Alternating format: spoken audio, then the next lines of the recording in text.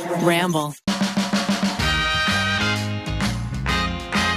Good morning. Welcome to You Can Sit With Us. This is Rachel. This makes me incredibly nervous, actually. I just got butterflies to introduce the episode. You're doing great. You got 3 hosts here. You got Becky. Hi. Ariel's here. Hello. And Maggie's here. Woo. The gang's all here. Today, we're going to do a controversial opinion. It is incited by Ariel. I hope there's some real fighting over it. I think there will be. Should I say what it is? Oh, I think there will be. There will be.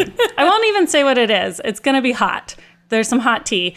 But first, before that, we are going to discuss behind the try, the BTS of a Try Guys video. What was going on in real life when the Try Guys were swimming with sharks.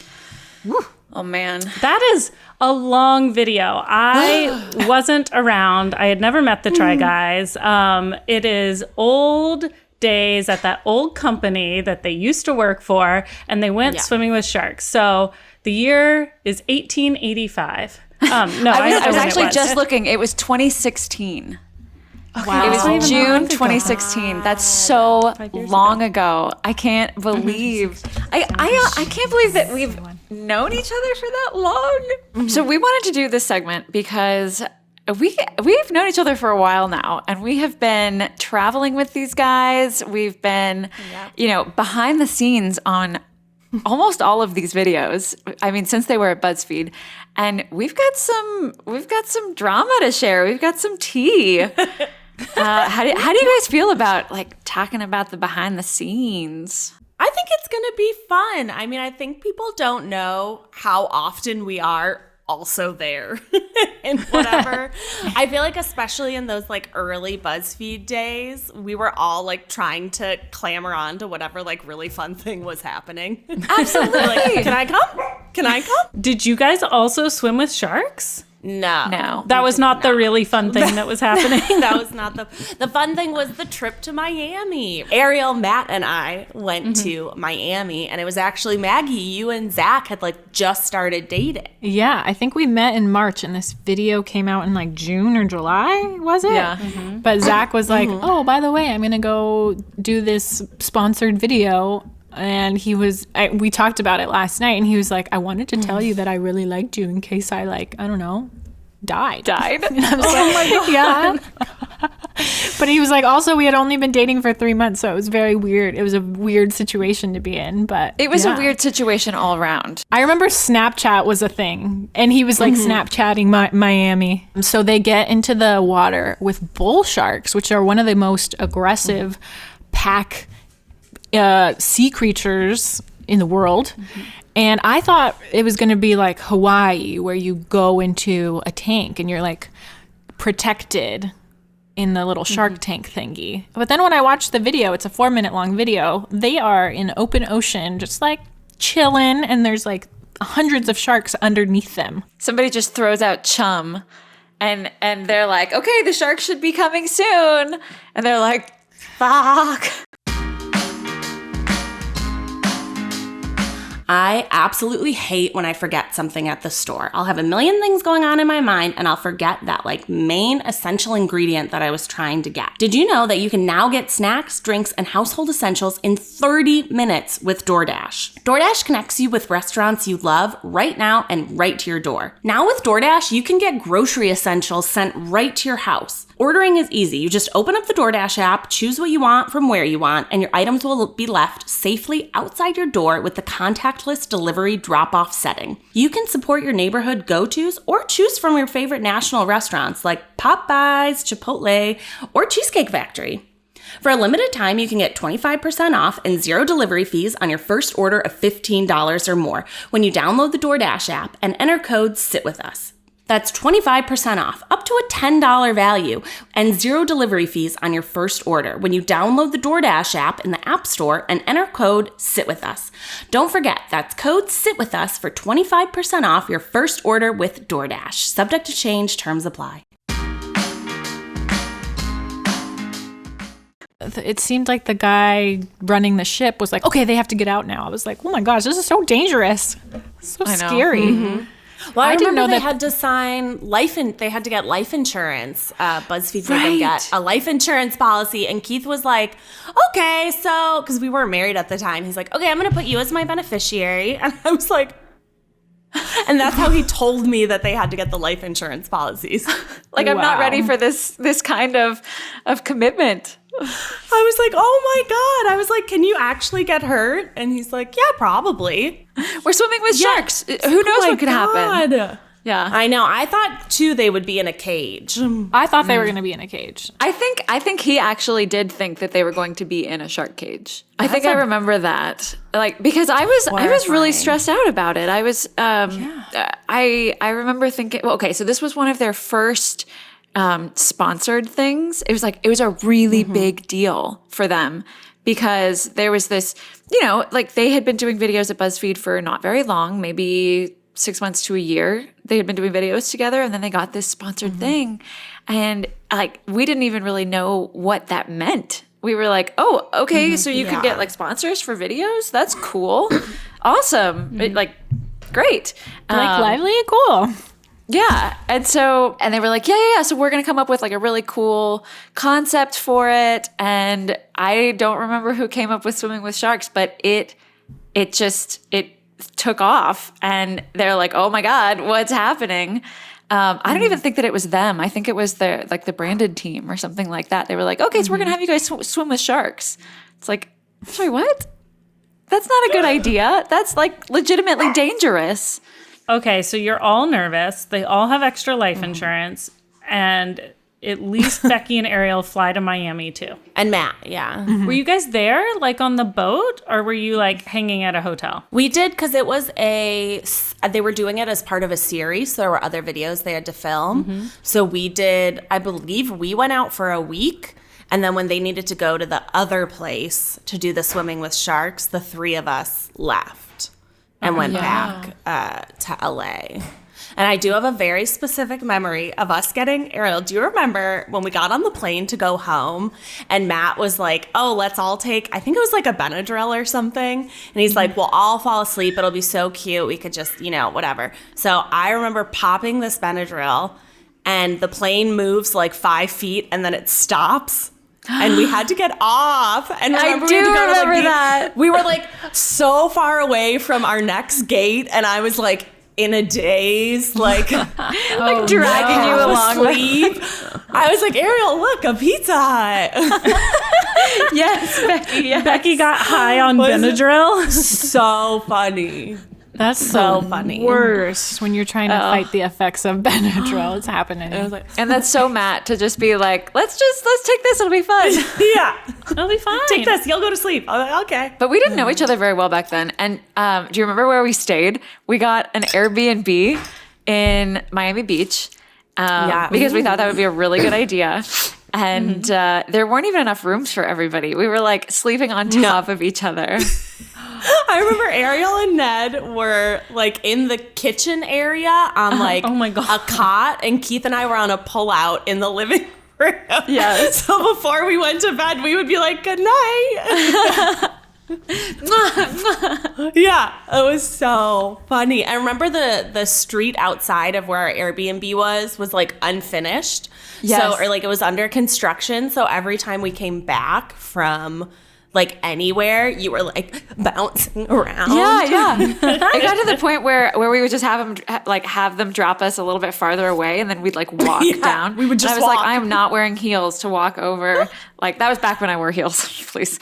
Like to walk over these rocks. Maggie, was that your like first taste of what they were? What the Try Guys were all about? Were you like, holy shit, he's going to be doing these scary things all the time? Or he hadn't had videos where he had traveled as much. I thought he was just doing, dressing up like in a vagina costumes, doing things out of BuzzFeed Studios. And I was like, wait, where are you going? I was like, are you going to travel a lot? Should I expect this in our future?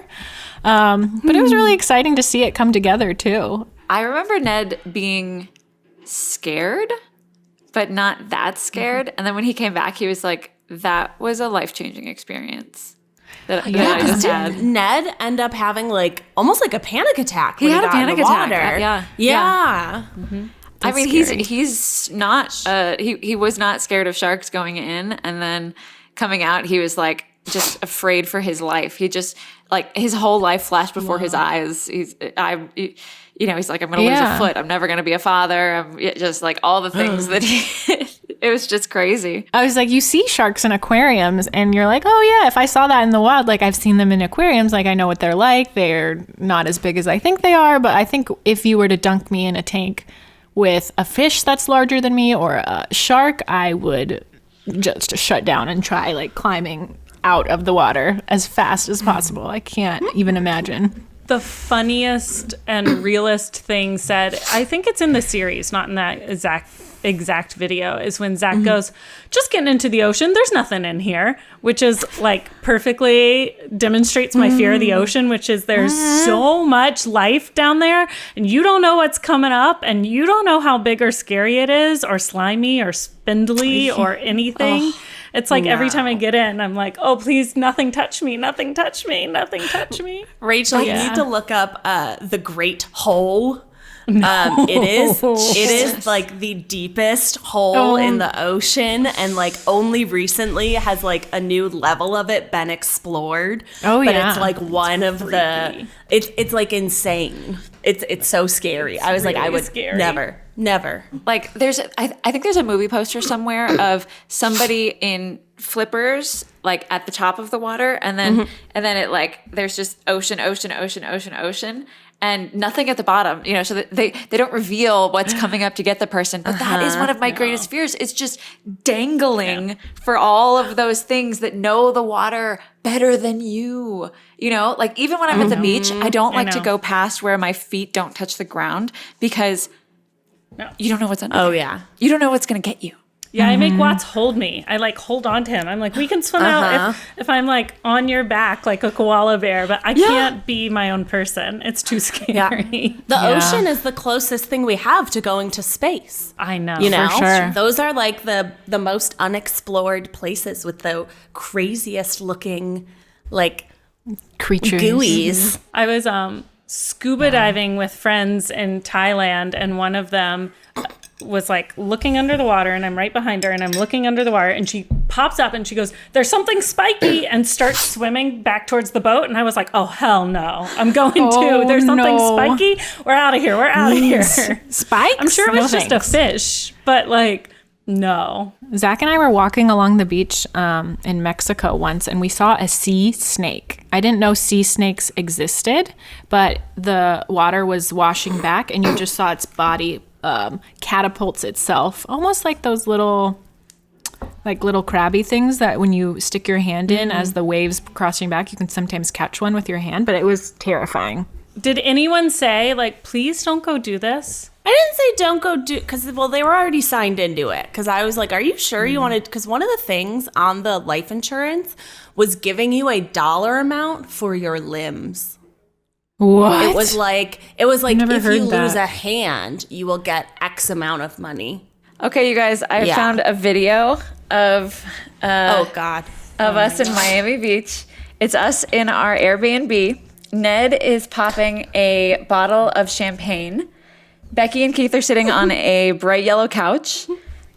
Katie's in the background. Their bed. Eugene is only wearing his underwear. In the kitchen, Matt is also only wearing his underwear. Zach is wearing pants that do not show his ankles. What a time. 2016. Scandalous. And then I have a picture of 75% off Everything Must Go. That's like right in the middle of everything. What?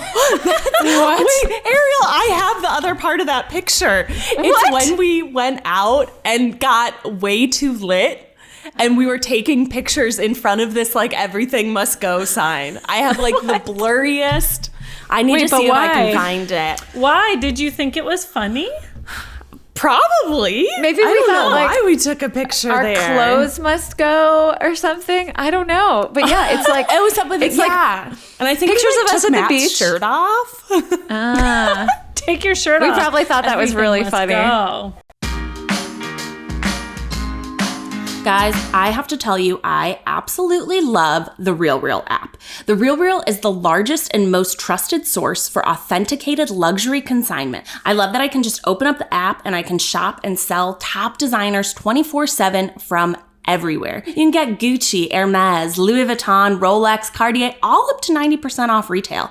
Everything is authenticated by a team overseen by luxury experts, and thousands of new items arrive daily. You can also personalize your shopping experience with My TRR. You can save searches of your favorite designers and items in your size and watch new items stream in. If you have luxury items that you no longer use, the RealReal app makes it easy to sell to one of our millions of luxury shoppers. Download the app today to shop and sell your favorite luxury brands. Get 20% off select items with code REAL. Plus, new shoppers get $25 off their first purchase. Available on the App Store or Google Play. Get the RealReal app today. So in 2016, you're, trotting around Miami.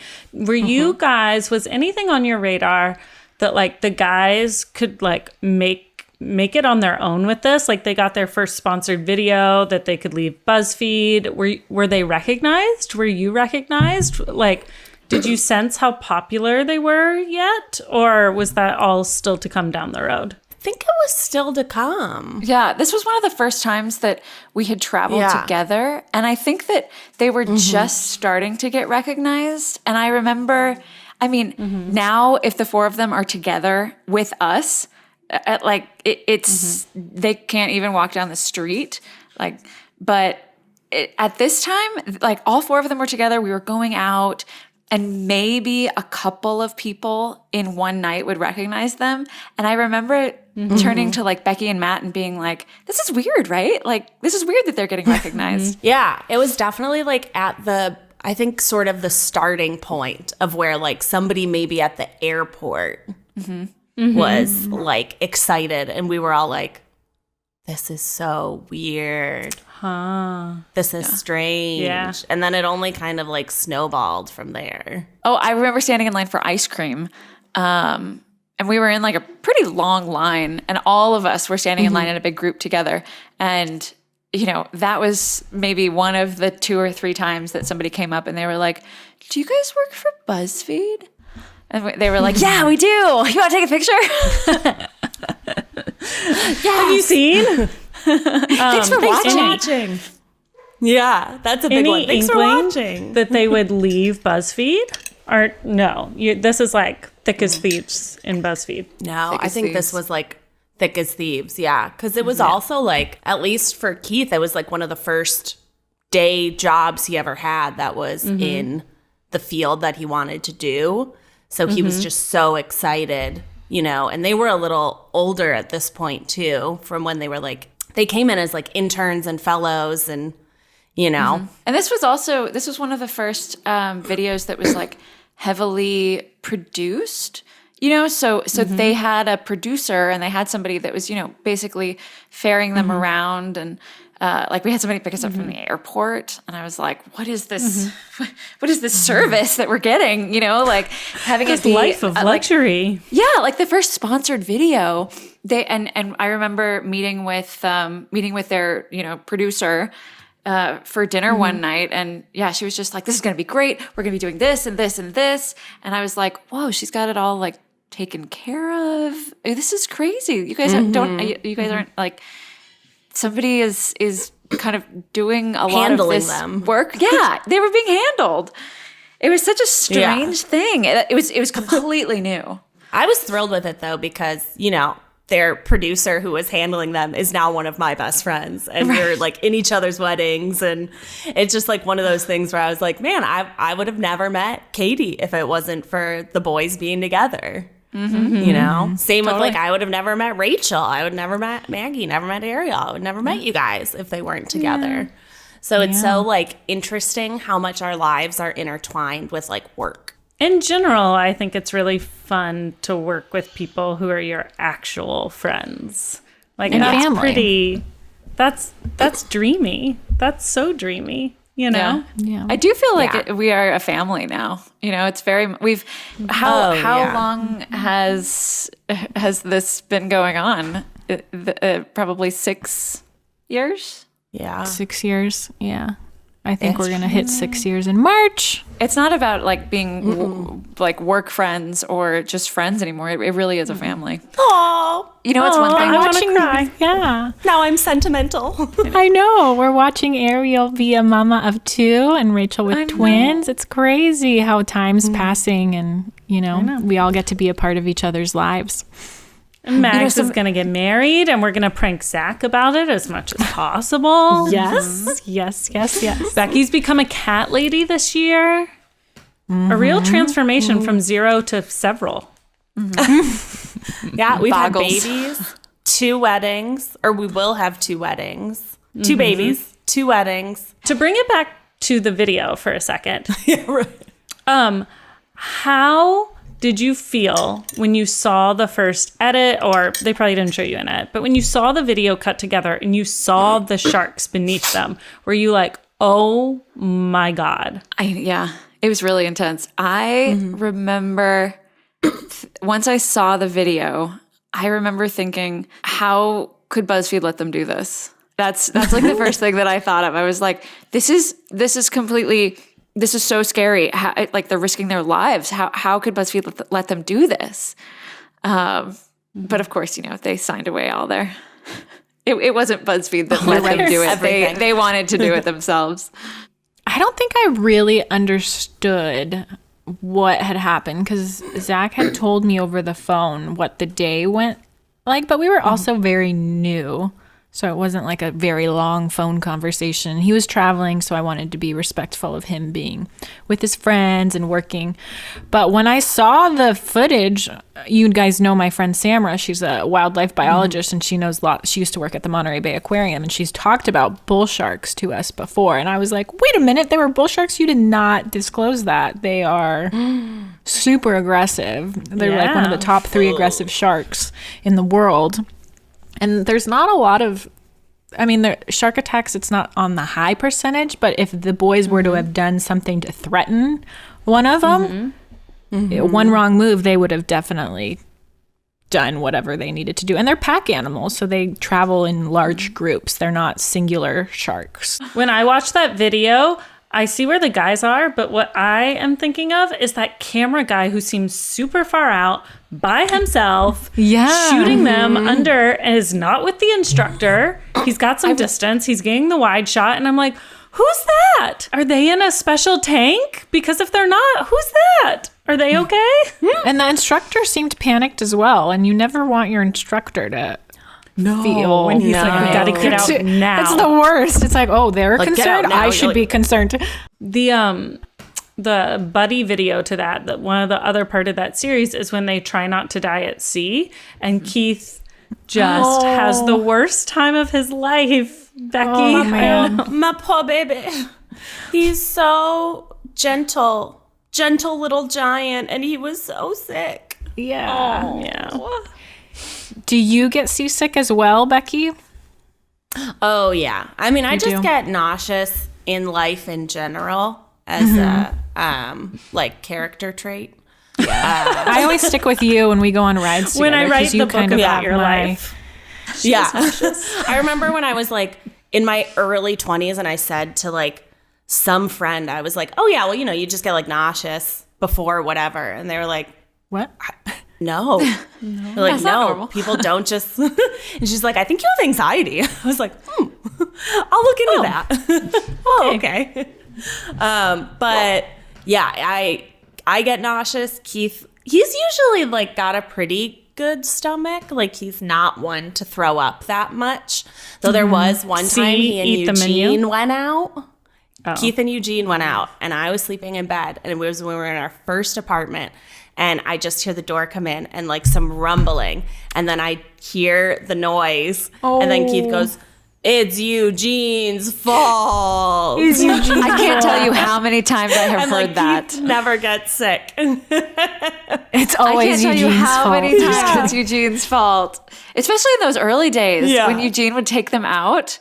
And oh my God, they would go to West come Hollywood. Home sick so many times. But thank God for Eugene. are you drunk? And he's like, Eugene made me do it. That's like the new motto. No, but Keith is usually pretty good at sea, so I felt bad that he was so like obviously dehydrated. And just the move, it even made me sick to like watch it. But I love Zach's. Would a glow stick make you feel better? He's like, there. Well, Keith's just dry heaving.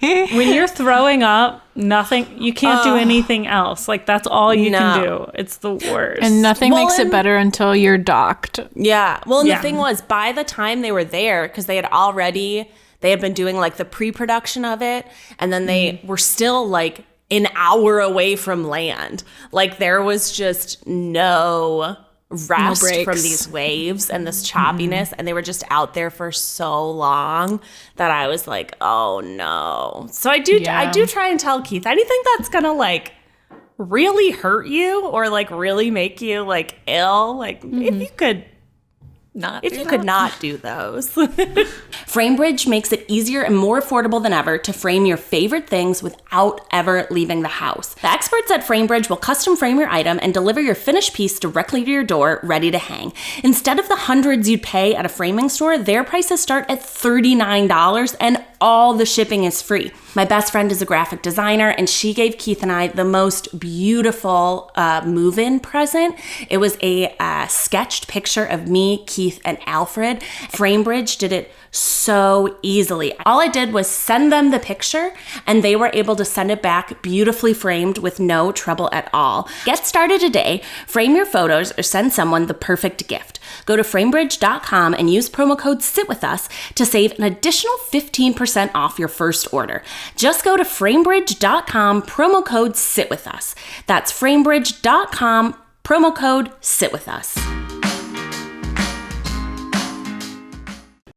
All right, everybody, we are going to get into a new segment that we are calling Controversial Opinions, where one of us brings forward an opinion that could perhaps be a little controversial. I seem to have a lot of these, so I am going to start this week with a controversial opinion that I already know that Becky is going to have some very strong feelings about this. Okay, controversial opinion is... I think that it is better to read the books after you watch the movie. I'm leaving. Whoa. I gotta get out of here. I knew it. Why, Ariel? Why? What could you possibly have? Let me tell you why. Point number one. You are not. I feel like when you read the book before you watch the movie, you are inevitably disappointed when you watch the movie. Because here is this world that you know and love that you have created in your head, and it is not the same as what the studio, the director, whoever has created in this movie. Right? How do you guys feel about that? Yes. Okay. That would be my argument opposite, is that the person who created these characters and these stories and came up with the idea, you should see what their opinion is first and then see the movie. And then you can see how the director and the writers and the producers imagined that movie being.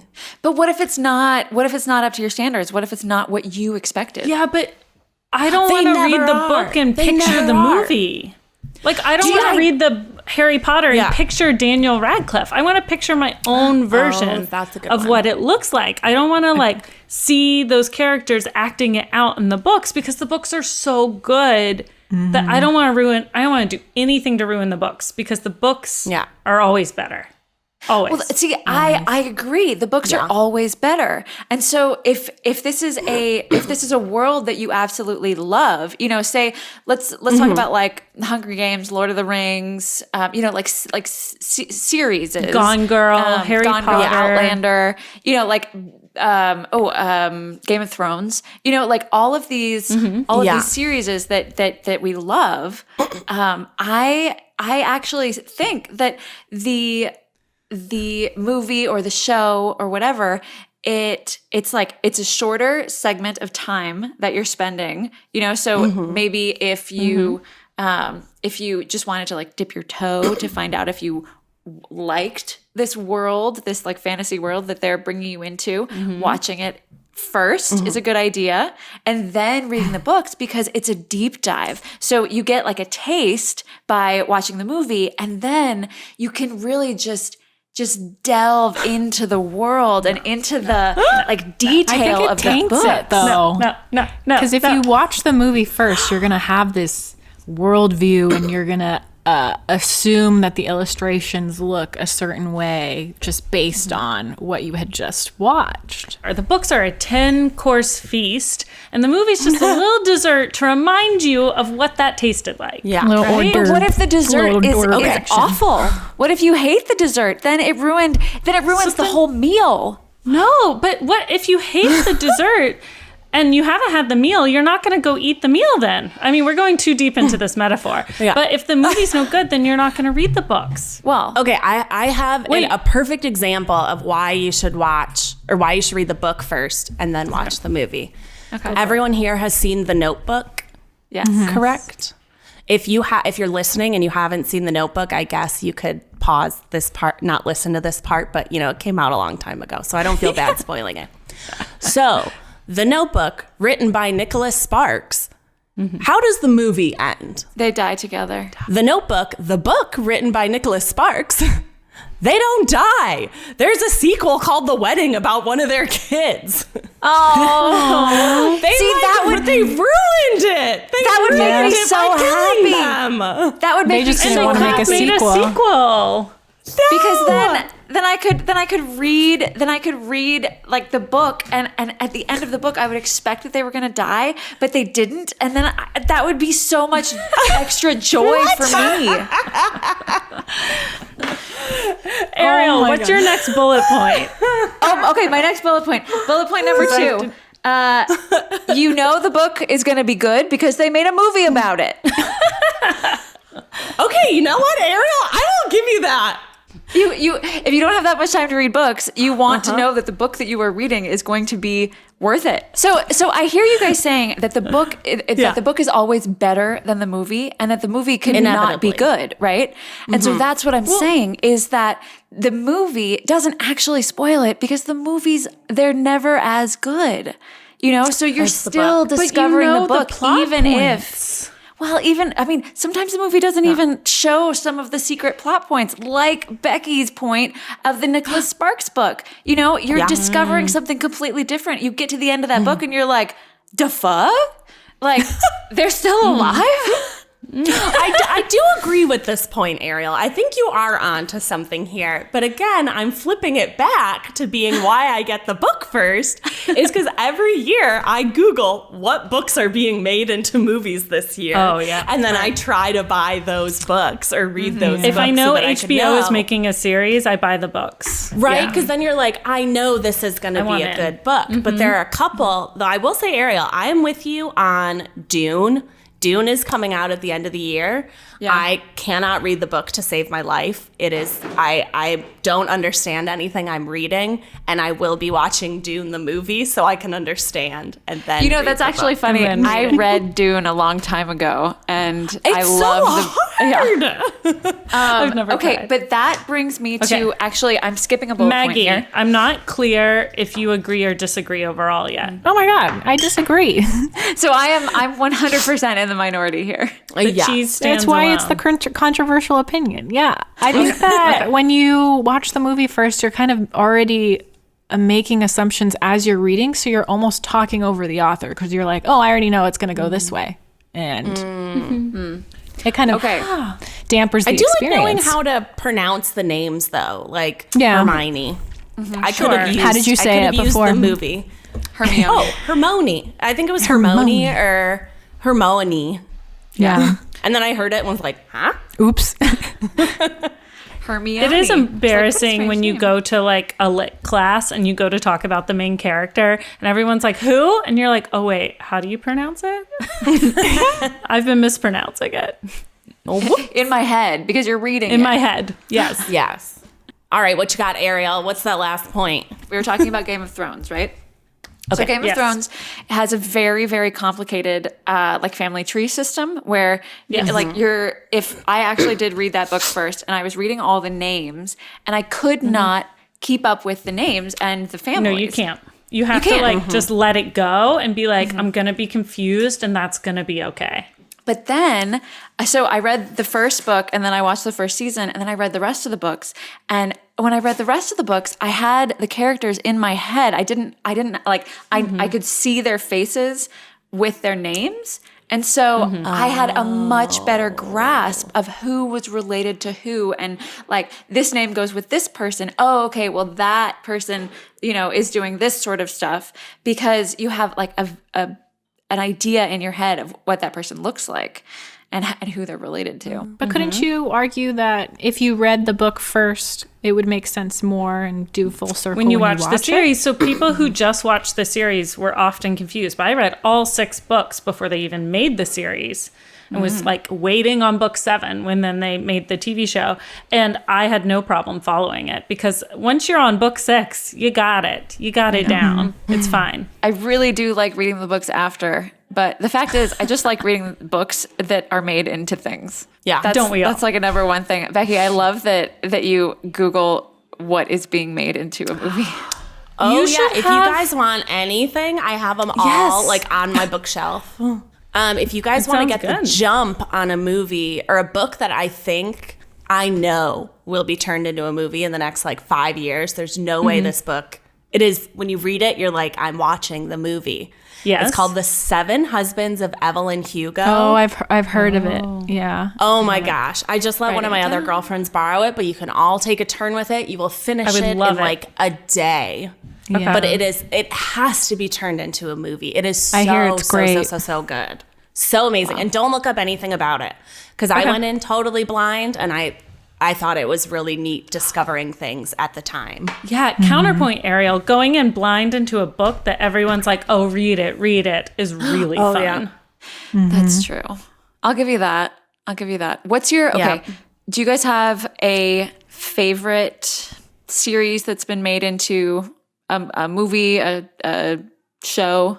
Oh, you know what I will give you on movies being better than books? I think The Magicians TV show was better than The Magicians book series. The book just, there were some part, like there's this one part where they're like all magicians, it's like adult Harry Potter, but they like go and they turn into like wolves or something for a minute. And in the book, it's like a large part of this book. And you're like, they're wolves. Nobody can talk. Why am I reading this? And in the TV show, they did the good thing that like also Harry Potter did by taking out like the entire first chapter of Harry being like so freaking depressed. And you just have to hear about how sad he is. They make it like 1 minute. And you're like, perfect. Great. Perfect. He's in a cupboard. That's all I needed. Let's get on with it. Maggie, what's your favorite book movie combo? The Princess Bride? That's a good one. I haven't really... I love those like fantasy or period pieces. But I would say the one that I really, really got into and I could not stop like buying the books and they just kept going was Outlander. Oh man. I was going to guess that for you. I was like, it's Outlander. I know it's going to be Outlander. Those books were like bricks and I had a stack of them that I could build into a house because I was just, I could not stop reading those. They were just so fun and steamy. Like even the books are steamy. And you guys know how much I love a steamy book. What about you, Rach? Gone Girl, Big Little Lies. So good. But what I'm reading now is N.K. Jemison's. I read her trilogy, the 5th season, before, and I think someone should make it into several movies. It's very cool. And she's a Black female sci-fi fantasy writer, of which there are so few. And all of her like concepts have to do with that, like on a like analytical level. And I'm reading her duology now. And someone sign this girl. I think we have all seen the promo code field taunt us at checkout, but I don't have to do that anymore thanks to Honey. It's a free browser extension that scours the internet for promo codes and applies the best one it finds to your cart. Honey supports over 30,000 stores online. They range from sites that have tech and gaming products to popular fashion brands and even food delivery. So imagine you're shopping at one of your favorite websites. When you go to the checkout, the Honey button drops down and all you have to do is click Apply Coupons. If Honey finds a working coupon, you'll watch the price drop immediately. The other day, I saved $5 on pizza. Who doesn't love saving money and pizza? Honey has found its over 17 million members, over $2 billion in savings. If you don't already have Honey, you could be straight up missing out on free savings. It's literally free and installs in a few seconds. And by getting it, you'll be doing yourself a solid and supporting this podcast. Get Honey for free at joinhoney.com/sitwithus. That's joinhoney.com/sitwithus.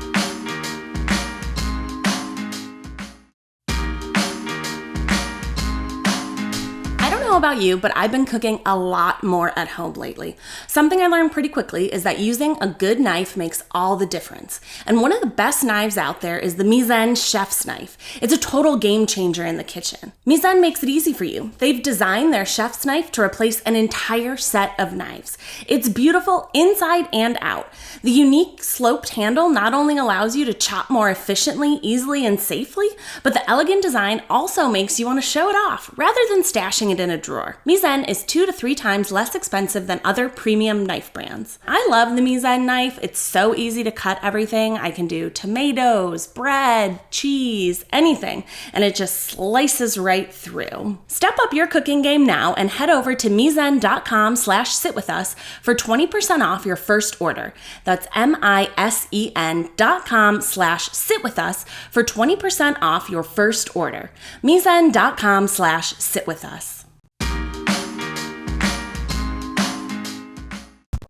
Do you guys have any authors that you like, if this XYZ author writes a book, like George R.R. Martin, right? Yes, That's the yeah, Game of that is Thrones his man? name. Like, people are like dying for the next book and all of that. Do you have anyone that you're like, whatever you come out with, I'll read? I just go off whatever is highly recommended to me. What about you? Oh, girl, you know I am a basic bee. Anything John fucking Green comes out I was with, about to say. I will buy. I was about to I will ask. read it in a day. I will devour it. And then Chuck Palahniuk, I'll read all of his books. But they're very opposite ends of the spectrum. I love that you can read a whole book in a day, Becky. That's I know. so nice. That's fantastic. I could. My mom and grandma do it too. I think we're just like, we've always been like very fast. Yeah, are you a quick fast readers. reader? Yeah. Oh, yeah. Okay. Yeah. Very fast. How about you, Ariel? Any authors that you're like, I need it?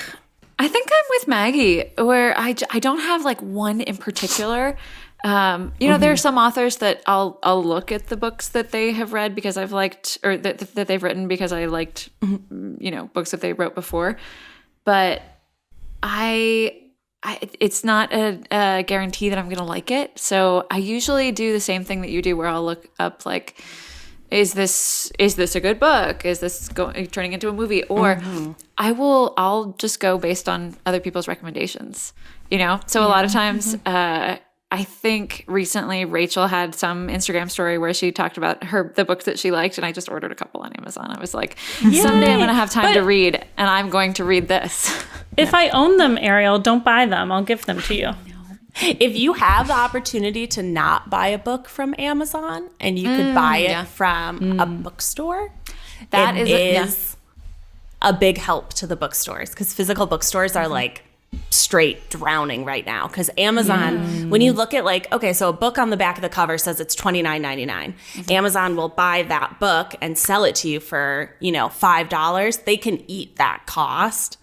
The smaller bookstores can't eat that cost. Yeah. So they have to sell it for the price that the book is. There's a bunch of good like secondhand book websites too that you can go to that But you guys can borrow anything off my bookshelves anytime. You can come shopping. I had to buy the Bridgerton book from Barnes & Noble and nowhere else. I like some others. I like Bookshop or IndieBound, but I had to buy it there because it was sold out everywhere else. Everyone's reading it right now because everyone's like, give me more Duke. You guys are so good to. I'm so bad at that because it's just so easy sometimes. But sometimes the things that are harder are better. Yeah. My trick for Amazon is keep the app, and then you can go. I mean, also, like, we're no fucking saints. We have Amazon packages coming all the time too. But if there is something that I see on Amazon that I want to get, I will copy the name and put it into Google and see if the actual company sells it or if I can get it from somewhere that's not Amazon. But we've gotten so conditioned to believe that, like, it's the Ariana Grande thing. I like it. I want it. You know, I got it. Yeah. You want it fast. Yeah. Okay, I want to know what is a book that you like desperately wish that you could read over for the first time? Like you forgot about, like you forgot what the book was and you had never read it, but you wish that you could experience that first time reading it again.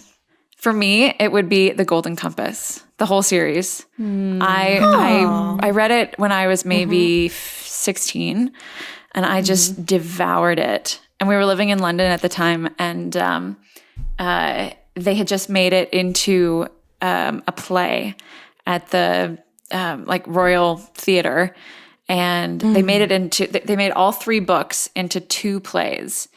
And so you would buy tickets to both, and then you'd see one on one weekend and one on the next weekend. And oh my gosh, I was in a fantasy dreamland for like a month, just devouring all of this content.